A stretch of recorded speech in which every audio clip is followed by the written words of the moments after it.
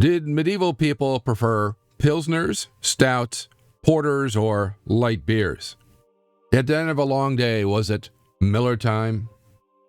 Was any wine bottled before its time? These and other questions will be answered right after this.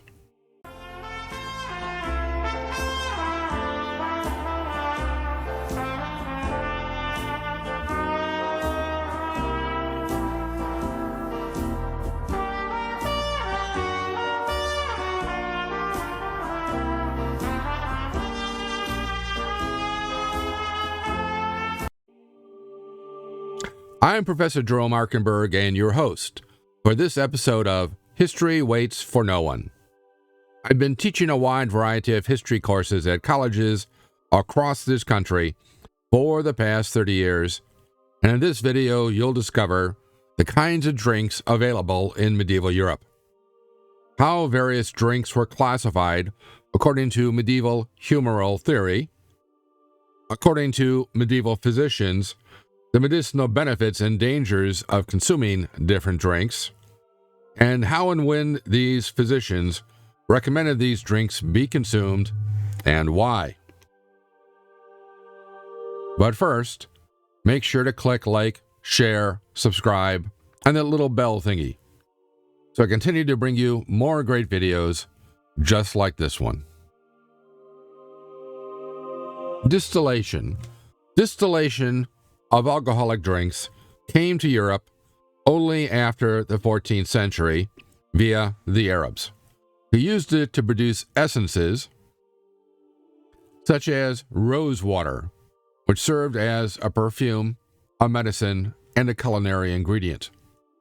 Sold in apothecaries or produced in monasteries, often with the addition of various herbs, the distilled drinks of the late Middle Ages were first and foremost medicinal potions, which means if you were back in the Middle Ages and went into a tavern and tried to get a hard liquor drink, such as whiskey, gin, vodka, rum, tequila, aquavit, or anything else like that, you would be sorely disappointed because they did not have any of those.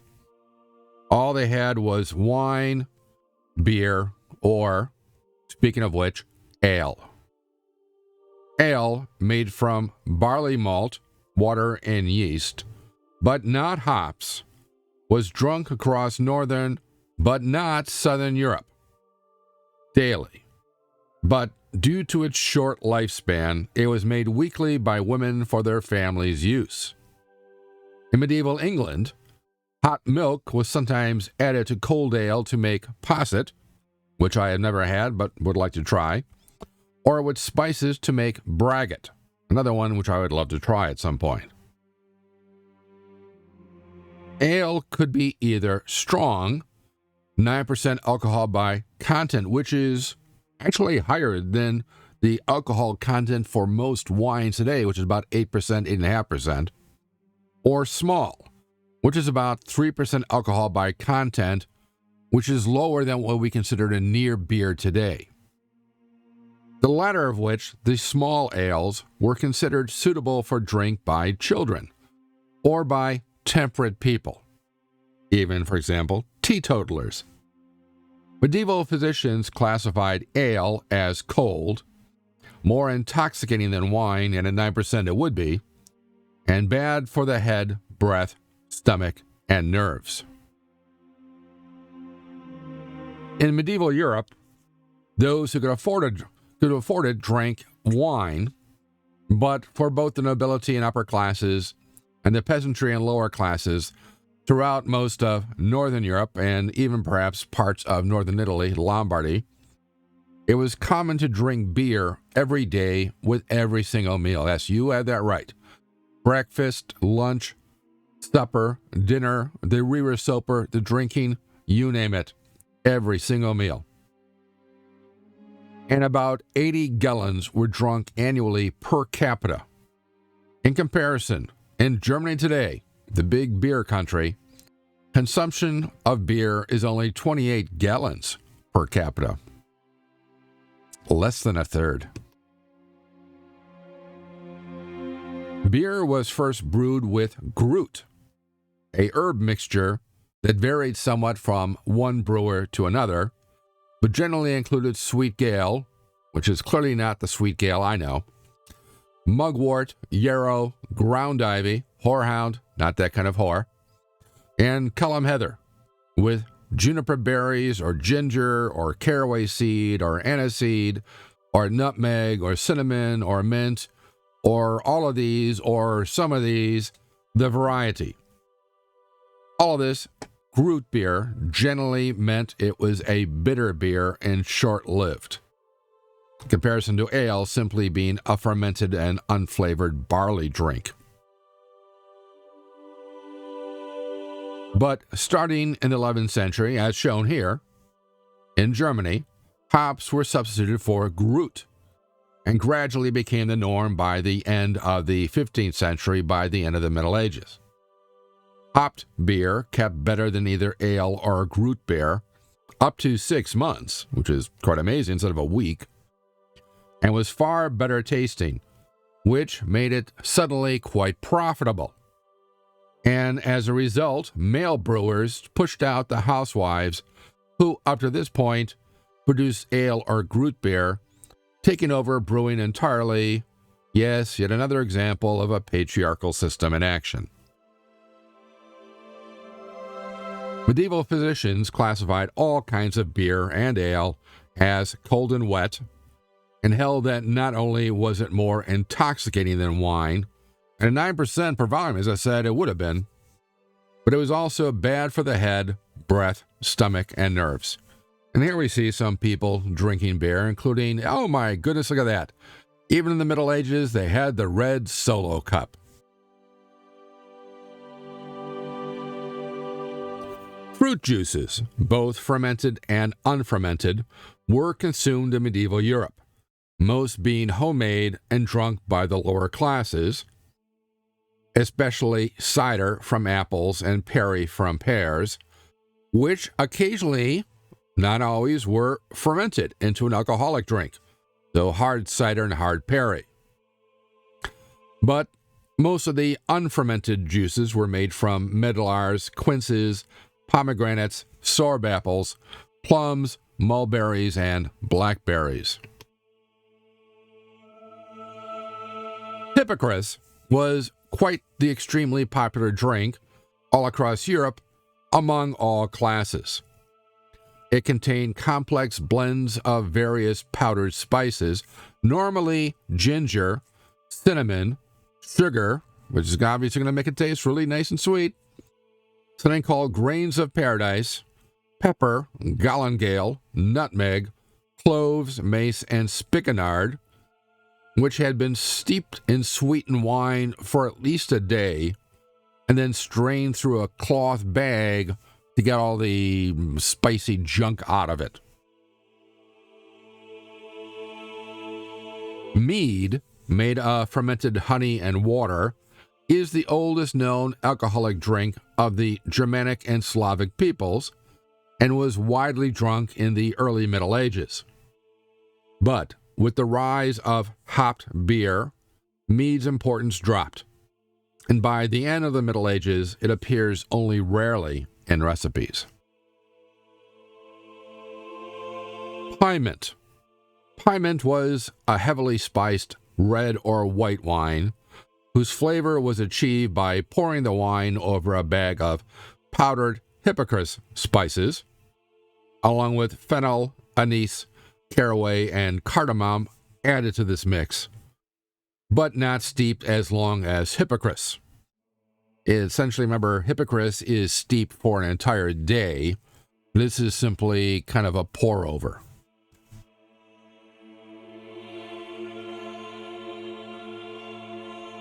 Wine, because of its central importance in the Mass, and remember in Western Medieval Europe, Western Medieval Europe, unless you were Jewish, everyone was Catholic, and that meant, of course, everyone would go to Mass probably at least once a day.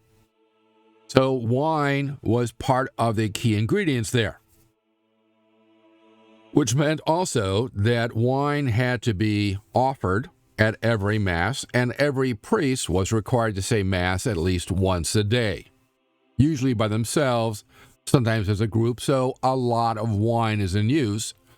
In areas where wine grapes could not be grown, wine had to be imported.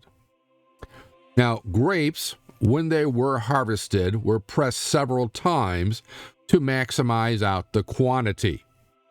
The first pressing producing clearly the best wine. And you see these people here, of course, harvesting and treading out the grapes, hopefully not the grapes of wrath. The second pressing being not quite as good as the first, but okay, still okay. A more cheaper wine, maybe like $1 Chuck. And the third pressing, the cheapest and least alcoholic, hardly just a little bit this side of what you would call a unfermented fruit juice.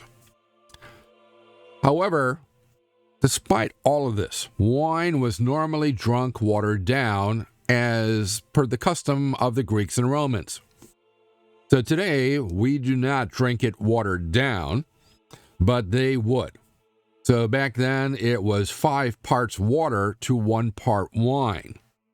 And this, of course, is recommended for being healthy by medieval physicians.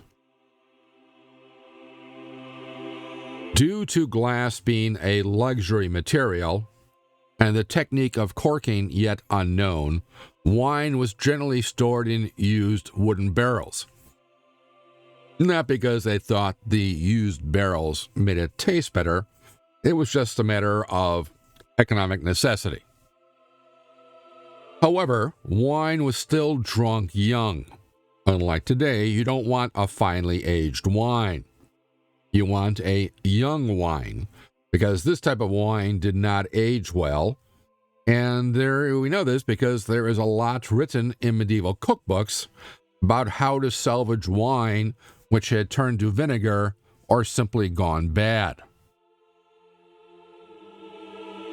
Wine, not just as part of the Mass or being drunk, was also a key ingredient in many dishes, especially in soups, pottages, and sauces, as it was thought a kind of quote-unquote vaporizer, carrying even the smallest food particles to all regions of the body.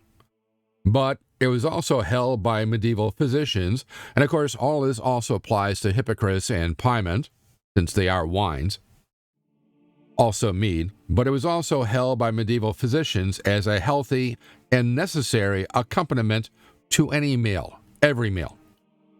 However, said physicians, children under 5 should never be given any wine, not ever, and those under 14 only small amounts that were well diluted. Of course, keep in mind, the only ones who are really paying attention to the medieval physicians are the upper classes. The lower classes and the peasantry really don't listen to them. They're people, they're just thankful for any food and drink they can get. Medieval physicians did classify wine as warm and dry. Yeah, you would think it'd be wet, but no, it's dry in nature. And it was the ideal drink for the ill, or pregnant women, yes, drink booze if you're pregnant in the Middle Ages, and for women who are lactating. Also for the elderly. Why? Well, they said it was it would fortify you as both a digestive and a diuretic. Ooh. Meanwhile, it also corrected humoral imbalances, brightened the mood, and yeah, I can see it would, and produced healthy blood. However, excessive consumption was blamed for a variety of ills, ranging from damage to the brain to trembling and the loss of motor skills. Yes, some things never really change. The last drink, which we hardly ever think about, would have been water. In the Middle Ages, water's purity and its lack of prestige, and don't ever underestimate the value of snobbery in cuisine and drink, Anyway, its lack of prestige made it a drink that was shunned by the nobility and upper classes. And even those of more modest means preferred fruit juices, beer, or wine whenever possible. Still, even if normally drunk only by peasants and the poor, water nonetheless played an important role in cooking and production. Besides, of course, boiling stuff in it or soaking the meats and fowl and fish to get the salt out of it. More on that in another video. Water, of course, was also the principal ingredient in making ale, beer, wine, and mead, but also for brine, a salt solution used extensively for the preservation of foodstuffs. Medieval physicians advised against drinking water with a meal because of its cold and wet qualities that were thought to hinder digestion. And, of course, of the several various types of water, rainwater, spring water, well water, river water, lake water, water melted from snow, water melted from ice, physicians said that pure spring water was the best. And the worst was stagnant water, which makes sense. Water taken from snow, which I guess makes sense, especially you've been walking in it or, God forbid, peeing in it. Ice water, of course, also thought the worst. So, in other words, in the Middle Ages, even if they had the ability to put ice in the drink, they never would, because, of course, ice was about the worst type of water possible. So, let me know what you liked about this video and what other historical topics or subjects you'd like to see in future videos. Be sure to click like, share, subscribe, as it will help me bring you more great videos, and click on that little bell thingy so you'll know when the next History Awaits for No One video is posted. Thanks for watching, and I'll see you in the past.